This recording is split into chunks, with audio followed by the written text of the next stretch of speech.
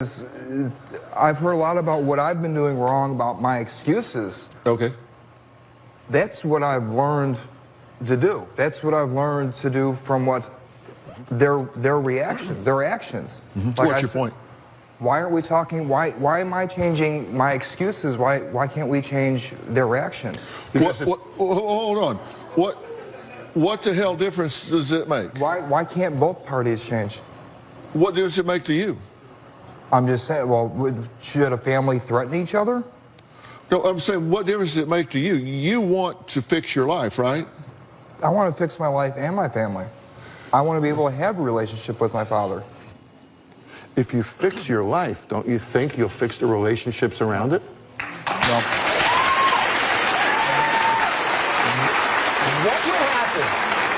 What would happen if Kyle moved out, had an apartment for 6 months, kept a job, proved responsibility? Would that change your relationship with him? Oh, definitely. I'd be so proud of him. Would that be any, then why are you still screaming at your wife for no reason at the hotel? What does that have to do with what we just talked What I'm about? saying is actions have to, their actions have to change, not just So me. you're not going to go get a job I'm and not pursue saying your that. life because he said something you didn't like to her? No, I'm not saying that. What I'm saying is, why is it acceptable for him Who said it was? to have those outbursts, Who said it was? but we're not talking about that? All I hear about is I only got one mouth. I only can talk about one thing at one time, and let me tell you, the only person you control is you. You can't control anybody else. And so my mother can hear that.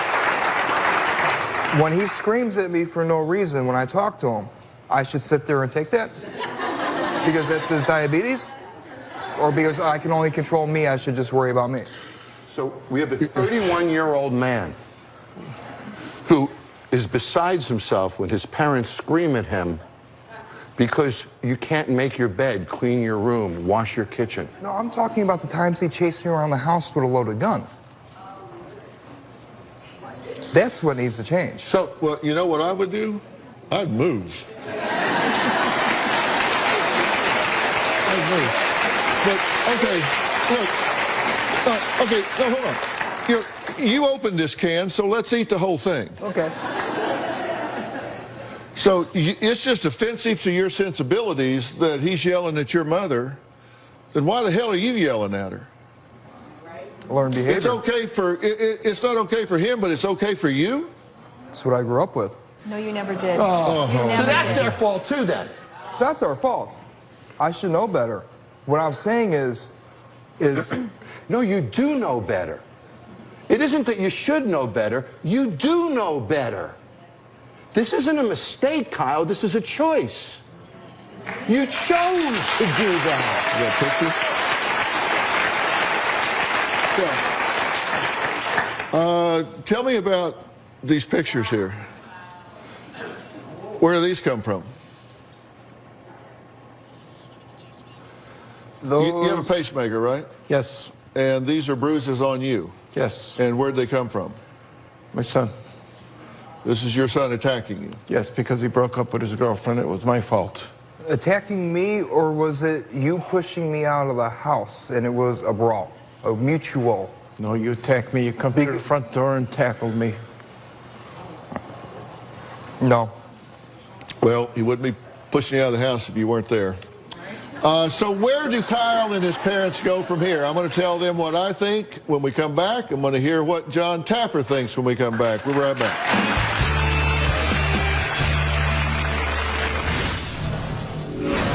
My mother's taking me to 7 mental hospitals trying to get me to lie to them and tell them I want to hurt myself. On the way driving him to the state hospital, Kyle wanted to reach over and grab the steering wheel and kill the 3 of us in the car.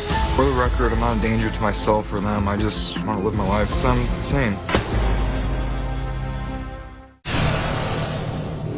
My parents have tried to peg me as a danger to myself and them. They use my diagnosis of bipolar as the rationale for treating me the way they do. One time, my mother took me to 3 different mental hospitals one day and told me that if I didn't tell them I want to hurt myself and get committed, I wouldn't be allowed to come home. Well, on the way driving him to the state hospital, Kyle kept telling us he was having dark thoughts. Kyle wanted to reach over and grab the steering wheel and kill the 3 of us in the car. My mother is taking me to 7 mental hospitals trying to get me lied on and tell them I want to hurt myself. Each time she's trying to get me committed, they tell me I don't meet criteria. He admitted he wanted to kill the 3 of us. He wanted to commit murder and suicide. Yet, this isn't criteria to be committed into a state mental hospital. I'm sane. I even have a letter from the mental hospitals where it says that I'm sane. Every day he would come home from therapy with one of those adult color books, and he would want it on the refrigerator. I thought this was the most ridiculous thing ever. My parents are constantly telling people I'm crazy. I'm tired of it. Kyle needs to get his life under control and to stop blaming us for his messed up life.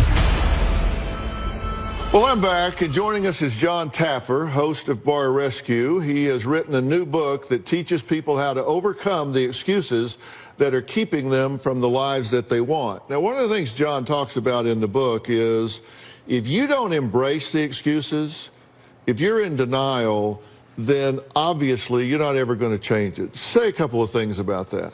So, self-accountability. As long as you can blame your shortcomings on somebody else, you have no reason to change. You know that's music to my ears, right? Of course it is. So if you understand that excuses are poison, don't eat the poison. Don't let them come out of your mouth. Every time you begin to blame them, you stop yourself. Every time you begin to blame circumstance, you stop yourself. There are other kids that reach 21, 22 years old that move out of their house and do fine. You didn't. That's on you. There are abused children that move out. I sit on a board of a foster home where I see it. They grow up, they move out. You didn't. You cannot use the excuse of your parents for your failure. And he doesn't have a responsibility to change. You do. You have to grow up. Let's talk about what this means. Let's talk about what this means. Look, I'm a pragmatist here. I grew up really poor, and when you grow up really poor, you're very results-oriented. You know, it's like you can't go to the grocery store with intentions. I meant to get a job today. I meant to get paid today.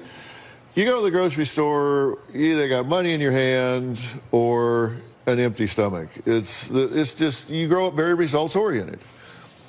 What could have happened did. Okay? This is not a Kyle problem.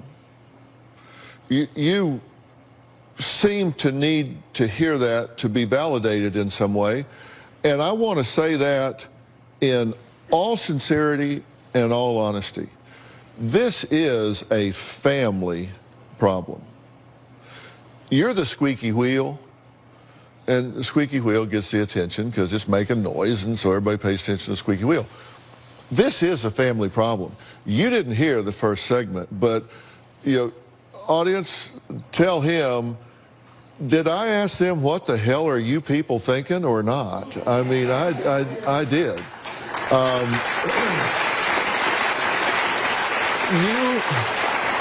You have enabled him, you have crippled him by not preparing him for the next level of life. And the dysfunction going back and forth in this family is really staggering. But one person can solve it. It certainly can, and we're getting there. You're the one who can solve it by action. Here's the thing. What could have happened did. That's water under the bridge. You know, the only way the past becomes your future is if you go through life looking over your shoulder. We can't do that. That's happened. That's over. That's behind us. So what do we do now? I would like him to understand that this doesn't mean I run out and buy him a car. Rent's due Friday.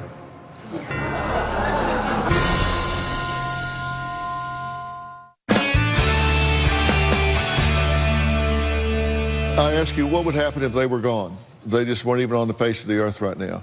Your answer was, call another family member. What? I'm supposed to let somebody know, right? Oh, God. Kyle, you have to depend upon yourself. You know, yeah, call your uncle, tell him. You got an extra bed? Right, wrong, it's not a matter of if, it's a matter of when. They will be gone. Sorry, but, you know, we're all getting a little long in the tooth. The time's going to come where you are going to have to rely on yourself. It might as well be now. And all the problems and obstacles that you have, they just become a to-do list. You say, you know, I got problems with the nursing board. Right? That's a to-do list. You got legal problems. That's just on your to-do list. You just put things on a to-do list and come up with an action plan for those things. You two, you absolutely have to stop, unplug, and dissociate yourself from the pattern you've had of allowing him to be dependent on you to the point that he can't deal with the real world. Is it fair for you to enable him the way you have and then just all of a sudden change your phone number and go away? I mean, you have the right to do that, but it probably isn't fair to do that. So I'm going to suggest that you create some kind of a finite transition. If he has a place to live, great. If he needs a place to live, then agree to say, look, I'll set you up for 90 days. I'll pay for 90 days in a furnished place for you to live, or unfurnished, whatever. Do not sign a lease, at least not beyond 90 days. Do not co-sign for a car. Do not do that. Give him 90 days of food and shelter. And during that 90 days, he has an opportunity to make some choices and get some traction.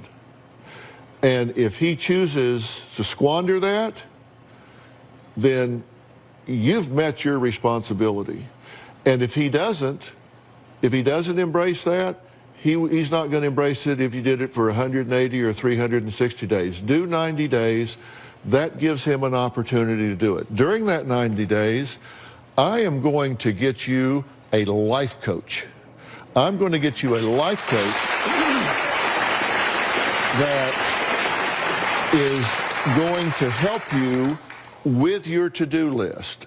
And if that means coming up with a plan for the nursing board, coming up with a plan for the courts, coming up with getting a headhunter, coming up with a resume, coming up with whatever it takes to help you really get yourself back positioned in life. Somebody that will really help you so you don't have to just sit there staring at the wall saying, what do I do first? Somebody that's a real life coach. I'm not just talking about somebody that declares themselves a life coach and they do yoga on the side, or they do baking on the side, or they paint cars on the side. Somebody that truly is trained as an action-oriented life coach, and they're going to work with you in a very intensive way to get this done.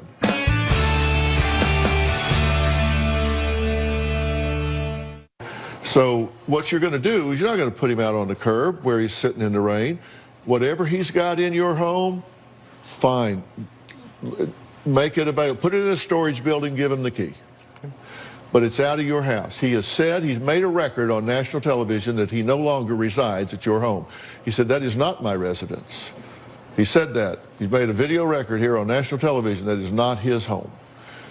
He says, I have a few things there. Well, you know, anybody can have a few things there. They'll be gone. As soon as you put them in a storage building, or if he tells you a place to send them over there, and set him up with a reasonable place for 90 days. And at that point, he's on his own. My belief is you just don't do business with family. Just works better if you don't. So set him up for 90 days. We'll get a life coach. And that will give you a genuine running start with somebody that will help you in a meaningful way. Make sense? Yes, sir. Does that make sense to you? Yes, sir. Make sense to you? Yes, it does. Act on it. I intend Act to. on it. I would like him to understand that this doesn't mean I run out and buy him a car. No. I said, didn't I say you don't co-sign for a car? I said 90 days. You make sure he has shelter Shelter, food, from the rain, place to live, a place to live, and something to eat for 90 days. that I can do.